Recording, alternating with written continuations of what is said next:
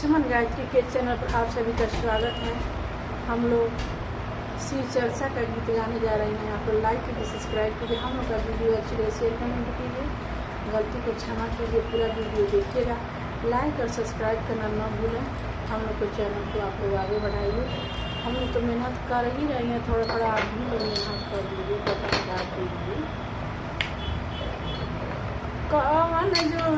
जुनिया बजाली रे गुरुजी, कौन जुनिया बजाली रे गुरुजी,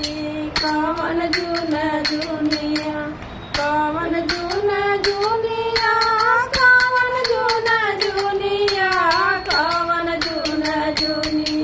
बजाली रे गुरुजी, कौन जुनिया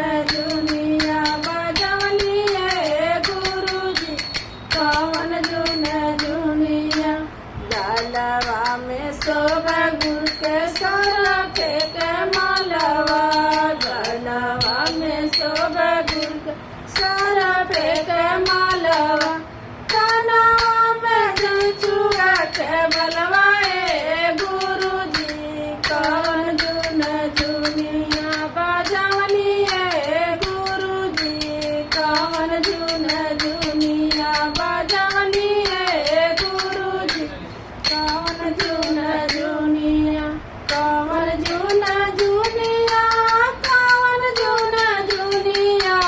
कौन जुनी बजवनी है गुरुजी, कौन जुनिया बजवनी है गुरुजी, कौन जुनिया जट सिरावा तर शोभा गुर के बड़ बड़ जटवा, सिरावा पर शोभा गुर बड़ बड़ जटवा, जटवा में गंगा बहवनी है गुरुजी, जटवा में गंगा बहवनी है गुरुजी, कौन जुनिया बजवनी है गुरुजी, कौन जुनिया बजवनी है गुरुजी, कौन जुनिया बजवनी है गुरुजी, कौन जुनिया कमरे में शोभा गुर के मिर्गा के छलवा,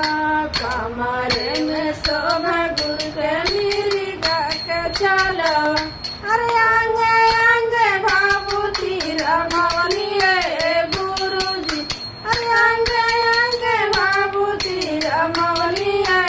गुरुजी, कौन जुनिया बजावनी है गुरुजी, कौन जुनिया बजावनी है गुरुजी, कौन जुनिया हाथवा में शोभा गुर के पीरा सुल डमरू,